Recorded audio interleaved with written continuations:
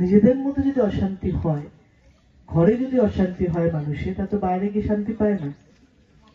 বৌদের বলে না যে বাড়িতে শান্তি রাখো, বর তাহলে বাইরে গিয়ে কাজ করতে পারবে। তো সেরকম যদি ঘরে শান্তি থাকে তাহলে তারা বাইরের লোকের সঙ্গে লড়তে পারবে, বিরোধীদের সঙ্গে লড়াই করতে পারবে।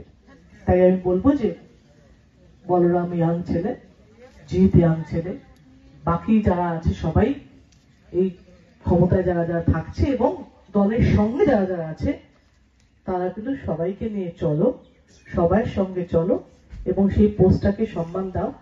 কারণ দল নির্বাচিত করেছে মানে আপনি নির্বাচিত করেছেন।